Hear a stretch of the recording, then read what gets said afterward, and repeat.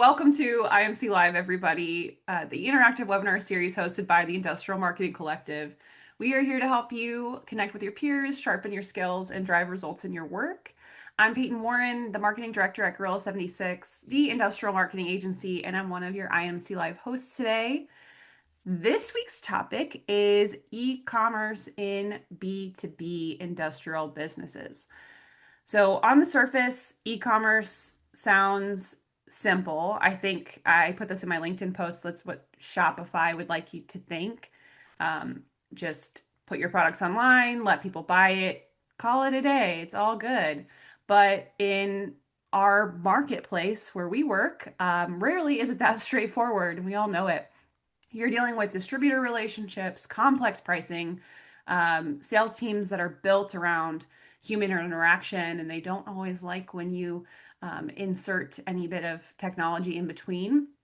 So the question really becomes like, what does e-commerce actually look like when it's done well in this environment? And today we are going to dig into that a little bit more deeply. And I'm joined by the one and only Tyler Simmons, e-commerce division manager at Energy Management Corporation. And he's our guy behind VFDs.com. If you want to pull it up and check it out. Tyler, thanks so much for being on the show. Good to see you. Yeah, thanks for having me. Yeah. Can you give Yeah, us a quick introduction about yourself? Just tell us who you are, what you do, fun yeah, for things. sure. I mean, if they pull up our website, it's vfds.com and don't judge too harshly. So I've been with energy management for about 8 years. Started as an intern, went through all the sales roles here first, and ended up working really heavily with our both our marketing and our e-commerce teams.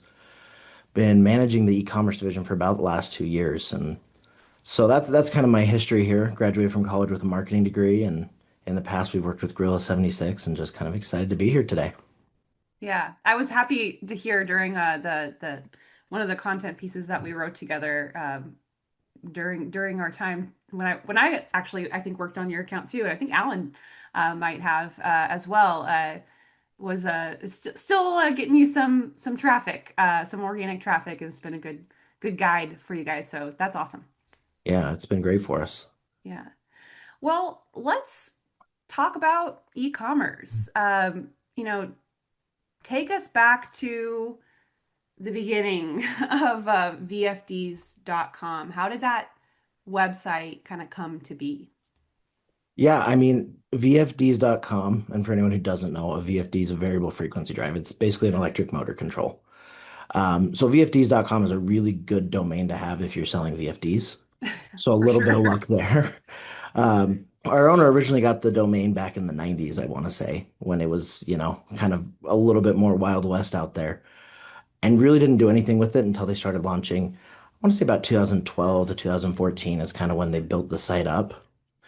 Um, and originally it was just kind of bootstrapped here. It was open cart, it was blogs that were written by whoever could talk to the VP of engineering for 5 minutes. It was a lot of those type of things. So a lot of it was just, even in the beginning days, keyword stuffing when it still worked or whatever they could do to just get a site up and off the ground. And since then, it's kind of just been an evolution of, trying to keep up with SEO while also finding out what actually makes it work. Because, obviously things change and we got to make sure that we're building some trust with customers and that it's more than just kind of a site that works for a couple years. So really, really kind of transitioning to the long haul. And speaking of that, how did you, as you established this and moved along, decide what was working, what was worth investing in, what you wanted to keep going with? Yeah, it's always fun. Attribution is always kind of where it comes back to, right? And it can be a little tough. I mean, the easiest thing is what sold. Like coming back to it, it's like, hey, what makes money and what brought in the leads? But more importantly, we had to prove that there was a return on the investment, I think, for a lot of it. And so it was a lot of analysis. So some of it definitely happened before I was there, but a lot of it's how much work and time and cost are we putting into something and how much is it bringing back to us? Yeah, because I mean, obviously, Energy Management Corp, you guys are invested heavily. Like your role like your title is e-commerce division manager. So like this is what you do. And I imagine, and I feel like I know the answer to this is you do wear more hats than just that. But No, especially, no one ever wears more than one hat, Peyton. yeah, no, especially not in this space. Yeah, no, Um, I mean, my role before this was our marketing manager. And I still help with that role, still help with sales. So like, yeah, it's a little bit about being able to wear multiple hats, but in e-commerce, it's actually really been helpful because what you find is e-commerce is kind of an intersection of all of that. It's of marketing, it's of sales, it's kind of where everything comes together, and you've really got to pull it off because there's a good chance you don't get to talk to someone. So you've got to be really efficient with proving all those things. Yeah, could you talk more about that? Because we hear a lot about a resistance to buying online and B2B that is maybe becoming less and less so every day, but you still have to be able to make the customer prospect trust that they can rely on your business. So how do you build that trust when you only have a website to work with? It's uh it's a process. It's not something you can do once. And I think that's one of the things that a lot of people look at e-commerce and think, yeah, I can throw some SKUs up on a website. I can go from there and I'm done. But it's all about building trust and it's all about maintaining that trust. I'm shocked, we don't get it all the time, but I'm shocked at how large of an order someone will place with a credit card online for their first time. It's like if I get in my personal life, if something's more than a couple $100, I want to see it. I want to talk to someone. I want to worry about it, like be able to handle it. And so part of it is, you have to look at becoming, we've always kind of termed it a trusted advisor. So our learning center is a huge part of that. Um, Between articles, blogs, webinars, whatever we can. But the product listings are pretty important too. And honestly, that's been a huge part for us. Um, Having the right information, having the even on page, some of that learning center content or links that show like, hey, this product you're looking at, it's real. We know that product and we're able to help you if you need it. But otherwise, go ahead and check out. Like we know what we're doing here. what are some of the order sizes that you've seen come through your website? Yeah, so our average order size through the cart is probably just under $1,000. Mhm. We've seen we've seen orders check out online for over 10,000, probably up to 20, not quite as often. And that's where it's like, man, that's a car. Like I'm shocked people will do it, but also at the same time, it's a little bit of a compliment sometimes. It's like, wow, we built enough trust that you just ran $10,000 through our site the first time you met us. Mhm. Mhm. What are the Um, little things that your product listings are doing that others aren't that is making people that confident? Are there any telltale signs or obvious things that you can think of? yeah, I mean, a couple of it is there's a little bit of it that's just formatting. Like, you go to a site and if it looks like it was built in the 90s, you automatically lose a little bit of trust. It doesn't have to be super modern, but you don't want to go to it. You don't want to see the obvious spelling mistakes, anything that looks just kind of janky. You look at it and it's like, first off, you need to not take away from the trust. Um, but then a little bit more than that, it's the technical specs is usually where we see people focus next. So giving the information that from our experience, the customers want to know. So a lot of this comes back to, when we built the website, when others were building the website, they were the ones taking the calls as well, because we do allow people to call in, talk to us, talk through. It's not purely cart checkouts. And so it's what questions do we get asked over and over? And what questions do we have to ask them if we want to size something? And so it comes back to, electrical ratings, it comes back to dimensions, it comes back to shipping weights, things like that. Having all of that easy to find. I'm also always surprised by how much pictures matter. Listings with pictures do way better, and you listings with the product itself rather than a group picture do a little better too. A picture overall is best, but we do have occasionally someone come back and say, hey, It didn't look like the picture. And it's like, yeah, there were 7 VFDs in that picture. Of course it didn't look like it. You ordered one. So you'll be shocked at how much a picture matters to people and how much people are willing to spend off of a picture. For sure. So, but that doesn't stop you from putting a listing up. Like if you don't have a picture, sometimes you'll just. Yeah, and this is something that I think I've talked about before is one of our approaches has been to get a lot of listings up. And that's to solve some customer frustration we've seen. So if we don't have a picture, even if we don't have technical specs, we get it up first, just so that it starts getting indexed so that it's at least there. Because what we found is, it was funny actually yesterday, someone was making fun of our e-commerce data guy and saying, why doesn't our site look like Amazon? He said, give me a couple million, I'll give you an Amazon for VFDs. But what we really are looking at is so many of the industrial industries we work in. If you look at your niche, there's 2 or 3 people online, and it's not hard to beat most of them. And so what we figured out is a lot of products that people are searching, they're getting a blank Google screen. Because to Google, it looks like just a random bunch of letters and numbers. So what we started doing was saying, how do we get the most listings we can up so that people have something to find? And then from there, how do we make it not a bait and switch, but how do we make it transparent that, hey, we don't have this, but we know what you're looking for. Contact us and let's talk through your options. Mm-hmm. And so for It us, goes back to that trust component. yeah. And so with some of our recent uploads, I want to say we're over 30,000, maybe closing in on 40,000 SKUs listed online.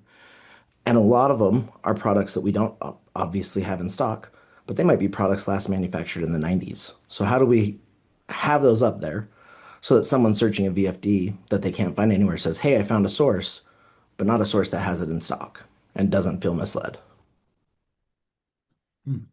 Because And some of how, these things, like they're not going to be manufactured anymore. Is that the case? Or like, Yeah, absolutely. Like our product typically has about a 10 to 15 year life cycle. And so, it was actually 2 days ago we had someone call for a product that they stopped producing in 1993. And so it's like, hey, we are 33 years later. We needed to make sure that they knew we don't have this product, but we know what it transitions to. So where we can, we try and get that on page. Hey, this product's obsolete. Here's the replacement. But if not, it's all about having that conversation with them. and I'm sure that the AEO, GEO world really appreciates that as well. Yeah, I mean, honestly, we've been focused a lot on that lately. AEO, AIO, GEO, whatever we call it. It's definitely influenced our product listings. Definitely had forced us to focus on the schema and some of the back end part of it.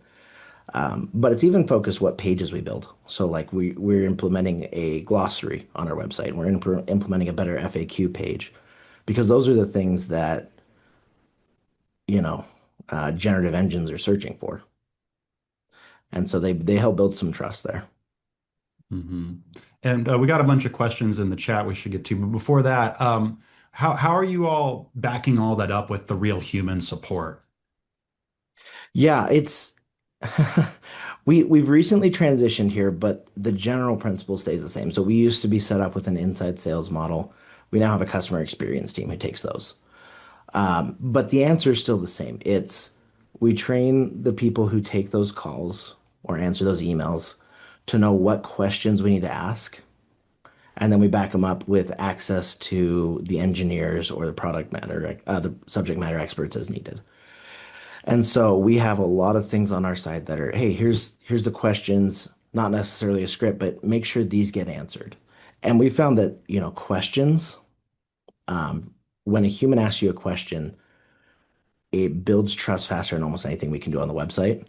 So for us, we do a lot of prioritization, which is kind of funny for an e-commerce site, of our phone number. It's on the header and it's a static header that locks when you scroll. So you always have our phone number there. And it's because, you can look at all the articles you want, but you call in and someone says, hey, I didn't hear you say which voltage you had. And all of a sudden it's like, oh, this person knows things I forgot. And so asking questions, what we found is we can have someone working here a week, as long as they can ask the right questions, the customer will leave a survey saying, hey, you have some great experts there. And it's like, trust me, that wasn't an expert, but they knew the right things to ask and they had experts backing them.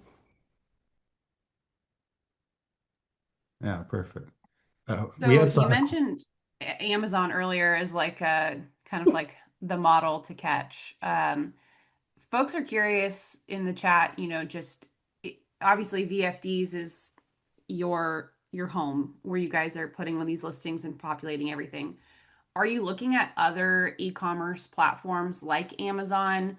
I've been trying to look up the name here for just a second. I know there's like an industrial one. Yeah. Um, So uh, we yeah. we've definitely looked at a bunch and we've done some of them we've taken back. So in the past, we've done eBay. What we found is as a consumer, eBay and PayPal are great. They've got a lot of consumer protections, um, but it added a ton of fees and ended up forcing us to take a bunch of products back that we couldn't resell. And it, kind of things that got damaged or things like that. So eBay's a tough one. Um, but we have looked at other things. One of the most important marketplaces right off the bat is, your Google products, making sure they're registered with Google, they pop up on the shopping. We realized a couple months ago that somehow that had gotten turned off for us, and we had to go back and Hmm. redo that. There's one called Surplus Record that we go through, and that's kind of a used products marketplace. We've looked at ones like Equipped, we've looked at Amazon, and a lot of it is um, kind of going back to what I said earlier. E-commerce isn't a set it and forget it. You'd be surprised how much maintenance goes into maintaining product listings, product data, listings everywhere. And so a lot of it comes back to what can we automate from our CRM, from our ERP. And so, the way we've got it integrated, I mentioned we used OpenCart in the beginning, we moved to Magento, and now we're on BigCommerce. All of those use our product data from ERP. And if from our ERP, and if a site can do that, it makes it a lot easier to say that's a great marketplace for us because it's less effort. Otherwise, it's we're going to put a couple product listings up, see how they perform, and see if the juice is worth the squeeze kind of thing. Hmm. Folks have been really curious about the Google Shopping.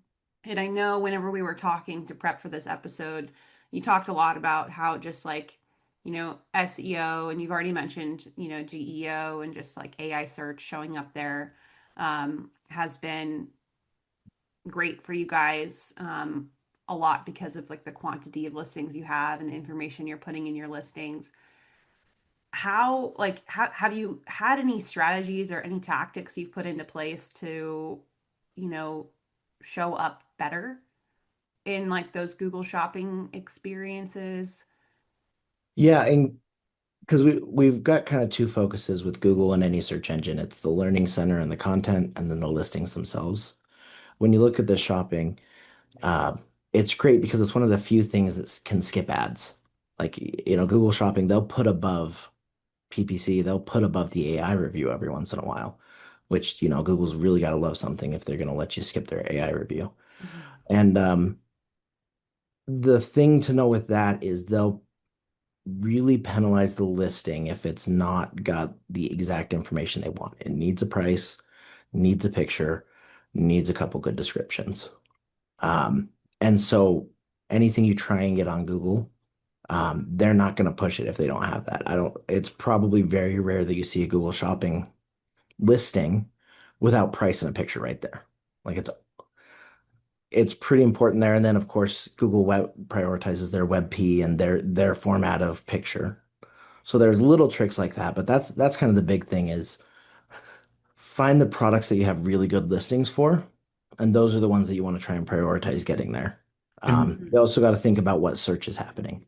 So a lot of the ones that pop up for us there actually end up being for kind of residential and smaller customers, um, which isn't always our target market, but we're probably attracting those people anyway. So trying to get it there to compete with competitors is still important. yeah, and adding on to that, Josh asked if more information is always better, or if you can add too much information and cloud the results. Um, it usually, from my experience, comes back to organization. It can be too much, but it's all about how you organize it. So if you go to one of our product listings, we've actually got our product information split into like 4 or 5 sections. So we've got the above the fold information that's basic technical specs, a little bit of trust building.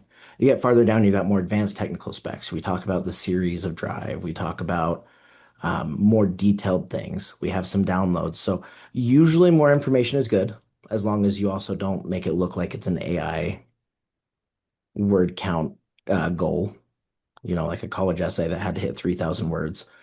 Make it useful, but usually more information is good. Just don't make it cluttered. Don't make it too much to visually take in. And usually that's pretty easy. It's just look at it and say, hey, if I were coming into this with fresh eyes, would I look at this and be like, I can't read all that? Yeah, that makes sense. Google usually will pull through whatever it cares about. So having those Google shopping listings are usually pretty basic. It's, price, basic description, picture, part number is all they're really pulling.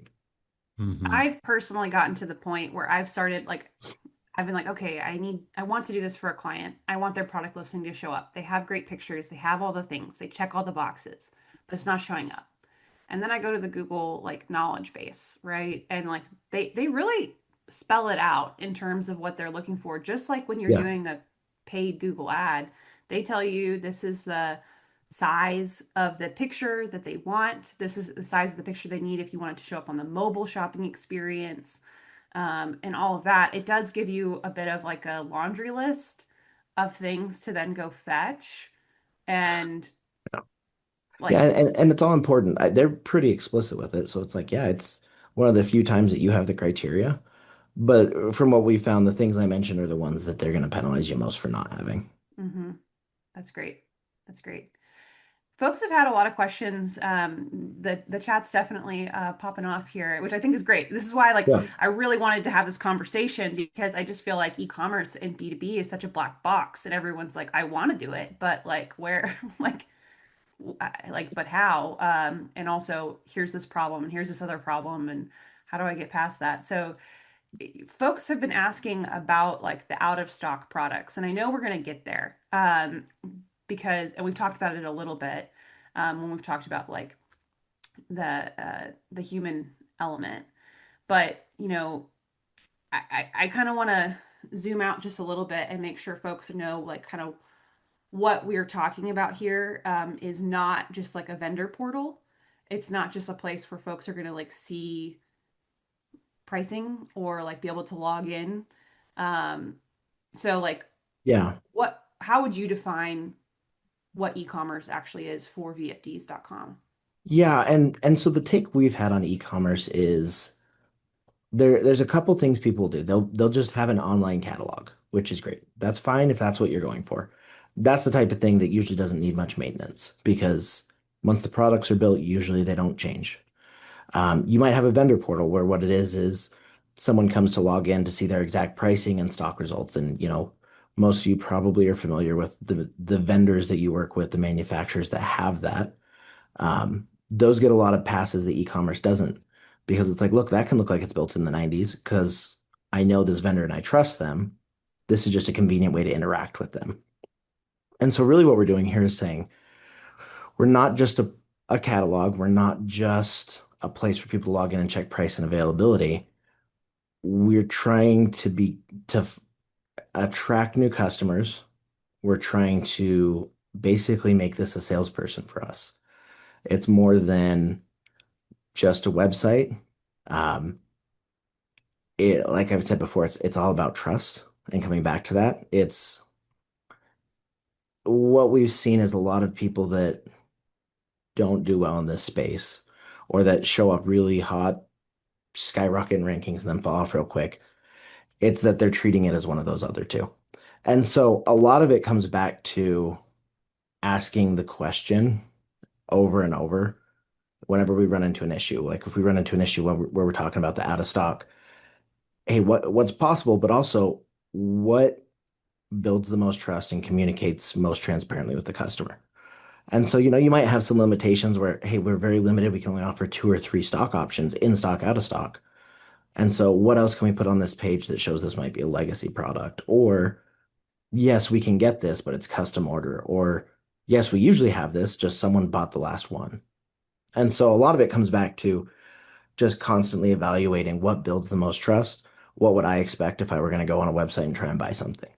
Hmm. Do the So systems punish you at all for that out of stock label Yeah, that you totally. found? Google does for sure. Google Shopping. If it's out of stock. And so we've got on our site, we've kind of got two things. We got the stock and we've got the price. And so we usually are trying to mess with the combination of that to say, hey, if it's an item that's just out of stock, but we usually can get, we try and keep the price active, but the stock, but out of stock. If it's something that's legacy or something that's harder to get, something that's custom, there's no price listed. It says call for pricing or call for stock, things like that. But yeah, Google will definitely punish you. It doesn't want to put out of stock items there. They wants basically it wants people to be able to check out as quickly as possible through there. Um, Other places, I think we have seen it affect Google listings, but a lot of what I mentioned before, sometimes you're the only listing, so it doesn't really matter in certain cases. In high competition, yeah, it would matter, but if you're the only listing, you're the only listing. they at least found a place where they could Yeah. get it and they're just relieved at that. So then they pick up the phone and they call Yep. you because you've got your phone number. That's one of your main CTAs on that website, besides add to cart, is talk to us, right? Yeah. So, like, tell us more about like the conversations you're having there. Like, who's calling you? Like, how many calls are you guys getting? What's the story on It that side of varies, and it also varies based on how well we avoid solicitation calls and bots. it? There are definitely times that are better than others, but real calls we're probably averaging anywhere from 50 to 70 a week that are coming into the site. And so, well, quick math, that's about 12 a day, I think, that are coming in. Um, and so we have 12 people calling in a day, and that might be more of a project management thing. Hey, where's my order? Where's this thing? Hopefully not. Hopefully we're communicating well enough. They don't need to. Most of those are going to be people asking questions or wanting to process an order that they're just not comfortable doing online without talking to a human. And so it is kind of a little bit of a unique thing where it's like, yeah, we've got e-commerce, but sometimes it's just a lead source and being ready for that. It doesn't necessarily alleviate the work you have to do on the back end having e-commerce. It's really just another way to interact with customers. Mm-hmm. Yeah. Well, we haven't had an audience question live yet, and Melissa's got her camera on, and you just asked a question in the chat. So would you like to come on and ask? Oh, perfect timing. I was just curious, if you would say there's any e-commerce that does or doesn't make sense for certain products. Like, have you, from your experience, like, are you like, oh, please don't ever do that as e-commerce? Like robots or like, I was just curious. Like, I'm just thinking of one client that I work with, and I'm like, well, how could they do e-commerce? Like, could they, or does it not, is it not, best practice to do it for certain products or things like that is what I was curious. Yeah, it's actually a question I'm addressing. We're focusing on this quarter as kind of one of our pushes, is how do we sell non-traditional products through e-commerce? And the thing there is to just kind of what we've decided is adjust our expectations of what e-commerce means and view it as a lead source rather than where the transaction will be completed. And so the idea is we can capitalize on all of this good SEO that all of those smaller product listings give us. And then we can say, now, how do we build trust to get the phone call, not necessarily process the transaction? So one of our focuses lately has been, medium voltage, large projects, even down to like engineered panels and custom builds.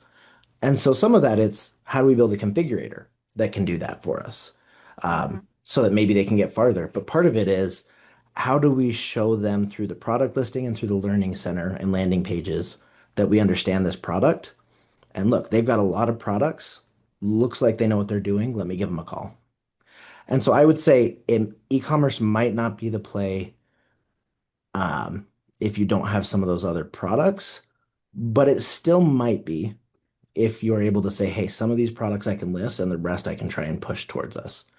It would be tough if we were selling just the engineered or just the big products. Um, couldn't Like offer any everything that sort you of have pricing. is Yeah. custom. You have no off the shelf offering. And custom might be a little different if you could figure out a configurator. Because what we've seen is, at least in our niche, is that everyone's launching a configurator to say, some of them are, hey, tell us, put these into boxes and I'll give you the kit of products you need. Other ones are saying, hey, put this information in and I'll tell you what it would take for us to build that system. And so if you can at least go that route, I think it's possible. If it's something that you're never going to offer a price online, e-commerce, unless you have other e-commerce, you're basically you are building kind of just like an online catalog or a trust building website rather than e-commerce. Gotcha. Yeah, that's helpful. Yeah, great question, Melissa. And we had another question about configurators actually, that came up a little bit earlier from Kelly. So if we can get a little bit like technical here, like are there any that like what tools do you like right now, Tyler? Like, are you guys using any plugins or just like I know you're so like kind of what's your tech stack sort of situation and how are you? I know you said it's Yeah. your project for this quarter, so maybe you're still exploring that, but No, I mean we've explored it for a long time. Um, our situation's a little unique, but what I know is you can do it even if yours is different. Our ERP is our own. We have used HubSpot in the past, and HubSpot integrated fine, so I know that works. Um, I mentioned we've gone through OpenCart, Magento, BigCommerce. We've gone through multiple. Each one has their benefits and each one has their drawbacks, but a lot of it comes back a little bit to, evaluating that ROI and how much are we putting into this? How many product listings do we need to keep active? Things like that. Um, and so that's kind of the basic tech stack. Um, we have another site where we kind of run e-commerce. We operate that one a little bit more as a vendor portal. And that one's WordPress with BigCommerce kind of bolted onto the side. And then we have, just our basic company ones that are WordPress and things like that. Um, and then it really depends on how you take card payments, some of those things are. You obviously have all the order processing things that you have to have. As far as build-ins for like configurators, a lot of it comes back to where your data's at and what you want to be able to offer. If we just wanted to be able to say, hey, give us 3 pieces of information, we'll recommend a couple products you might want, that might be something that's built into whatever platform you're using. One of the products we're looking at, he actually ran out the math and he said, hey, look, we can't have every one of these configured because it'd be a couple billion products. So let's figure out what ones we want to offer. And so it's a little bit of a balance of what products do we offer and what tool best helps us accomplish that. And that's where we are still evaluating that part of it. We have seen some that look like they're pretty built in. And those are the ones that are typically offering just a kit. It's, hey, here's the products we already have listed. Just buy these 5 things and assemble it yourself. mm-hmm. The more complicated ones, I think, are here's if you wanted it pre-assembled. Yeah. And before I forget, we had another question from the chat a while ago. Do you have any data on what works better, or if there is a difference between actual product photos and CAD files or something like that? Um, from my experience, and we've done it this way, so it could be a little bit of bias that's just what we attract. Product photos work better as the main product photo. Actually seeing that. We do have downloads for data sheets, drawings, depending on the product, available as well, farther down. Um, what we found is a lot of these products aren't bought by someone technical. Um, Someone less technical is being assigned to go find it a decent amount of the time. And so they just need a little bit of visual confirmation that they're not out in left field. And a drawing doesn't always do that. Half the time they can't even open it on their computer because they don't have the right files or the right programs. So the main one is definitely usually that. And then, you can put secondary photos with lazy loads or files that lazy load down below the fold that can help in those cases. Typically, if someone's looking for a drawing, they're willing to scroll your listing a bit and try and find that information. Okay, good deal. Thank you. So if folks are thinking like, okay, I could maybe do this. Like this is actually could fit for us. I think we could make some sort of model where sure, maybe we have some off the shelf products that could be added to cart and bought, shipped, great. And merge it with this kind of out of stock strategy or call for pricing, something like that.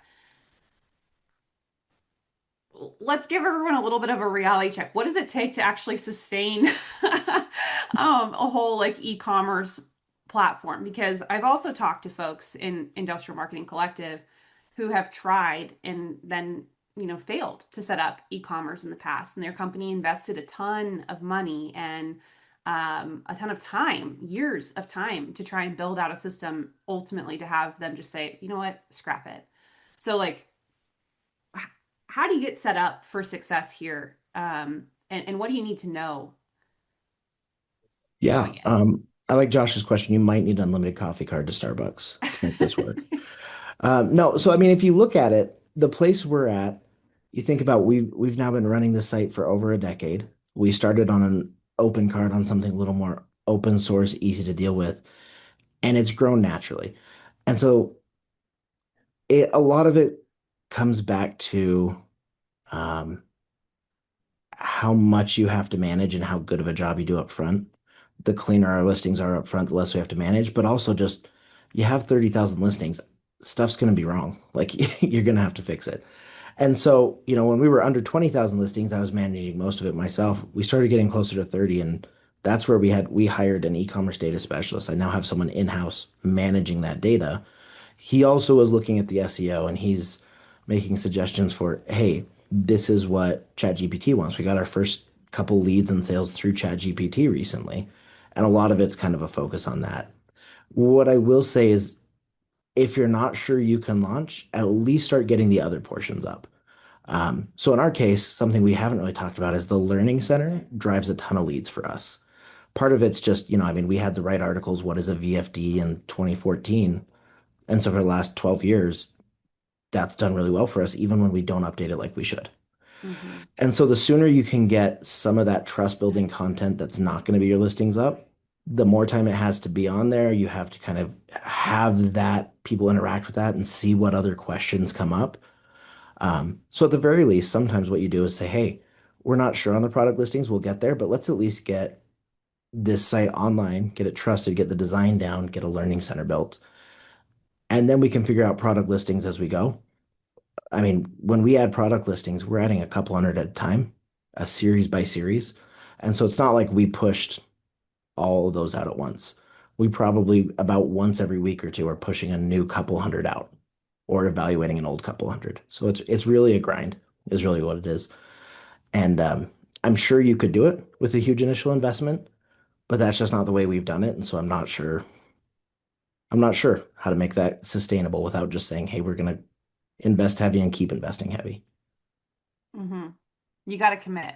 And I Yeah. mean, the other company I know, and we're going to actually have them on the show in a few weeks, Fullerton Tool, that does e-commerce successfully, is, I mean, they have multiple developers in-house. You guys have multiple people in-house that are like managing the system. So I don't know, like, I think that is to a trend, maybe, but you think Yeah. about the companies that are making it work. And in our case too, a lot of that is because we interact so heavily with a homegrown ERP that you kind of have to keep them around to do that. If you're interacting with something that you have the ability to control and edit, you probably could get it done without IT. It just might take a little longer for sure. But Yeah. I do feel sometimes like, and I feel like a lot of business and marketing is like this, is sometimes you feel like you're always a little bit behind, a little bit overworked. And part of that is like, hey, we're not going to know we're ready for an investment in an e-commerce data specialist till I start getting a little too swamped for all that. And now we know, okay, we're at the point I need to fix that problem. And so a lot of it is just keeping your finger on the pulse of what's working, what's not working, what's become a roadblock, and how do we grow to solve that roadblock. Man, I feel like that could be a whole conversation about like, okay, like career development. How did you approach that conversation with your boss when you were like, I need a team member? Yeah. I would I mean, love to honestly, dive deeper into that. it all came back to them being sold on e-commerce in general. And Hmm. part of it's because, a lot of the upper management has been involved in this, but part of it is, over the last 12 years, we've showed it works. And so it's not, we don't have to go and have the argument that, oh, e-commerce works and you should hire me someone. It's, we know e-commerce works. We need to hire someone. Hmm. So it's definitely building internal trust that this pays for itself and is a viable way to interact with customers. One Internal more trust. question before I let us like wrap up, and Alan, unless you had something, but I've been meaning to come back to Rachel's question about if you guys use a PIM. Um, I think that's product information management system. If I'm wrong, someone correct me. But yeah, do you guys use one for your data management, or is it more of like just how you use your ERP? Yeah, it's all through our ERP. Okay. The fact that I just had to look up what a PIM is tells me we probably don't use one. So, no, I mean it's all managed through our ERP. And honestly, there's probably plenty of ways that we could make our life easier. And that's part of our next push is, hey, where do we streamline some of this, and where do we, as we look at bigger products, it's like, hey, what kind of fundamental assumptions do we need to challenge a little bit there too of how we've always done it? Make that a Q3 project for you, you know? Yeah, yeah. Or Q3 through Just Q5. down Yeah, the road. just keep going. Cool. And Ashley, thanks for jumping in on the chat on that one to kind of share your experience. Super appreciate that. Um, well, Alan, any final thoughts from you before we wrap up? No, I was just thinking, I'm glad we heard internal trust again because I think that's our reoccurring theme for this season. Yeah, it's just like any job, but especially when you're trying to sell people, people forget that your coworkers, your bosses, the executive team are sometimes your customers too. And you've got to get them sold on the process as much as you got to get a customer sold on the process. Amen to For that. sure. Yeah, for sure. Well, Tyler, this is absolutely incredible. I think we're going to have to probably steal a little bit more of your time to dive a little bit deeper on the manufacturing marketer. Just kind of, there's just more questions I would love to talk with you about here. But, if folks want to continue the conversation, pick your brain about any of the systems you guys are using, like what's the best place for them to get in touch with you? Yeah, LinkedIn is always a great place. I'm on there as Tyler Simmons or slash Tyler S. Simmons. Edited my URL there. Or go to vfds.com and send a message or call there. I might actually respond faster if you come through the customer portal than through somewhere on the back end. So, We know where to find you. That's great. exactly. That's awesome. Well, absolutely awesome conversation. Our next IMC Live is going to be on May 7th, and we have a creative joining our call. Jim Olin, he's a video producer and content creator. He's going to chat with us about branded entertainment and what that looks like when it's done with discipline inside these complex industrial organizations that he works with. He's led creative work for brands including Harding, IMTS, MCS Industrial Supply, and someone you might be familiar with, Jacob Sanchez. And he's always doing it to blend in some creative art direction, video production, copywriting, all of it for a cohesive brand experience. So we're gonna talk with him about that. Really excited to get a creative on the show. And if you're planning a little further ahead, like I said, we're going to have another e-commerce conversation because this is just a personal interest of mine, and I get to pick the topics. But I always take suggestions. But we're going to have another topic on e-commerce in just a few weeks. So if you want to plan ahead for June 4th, we'll be talking to Fullerton Tool about their setup. But yeah, for the folks in the room, we just absolutely love seeing you, and we'll see you next time. For the folks listening, thanks for tuning in, and we will talk with you soon. Thanks, everyone. Thanks again, Tyler.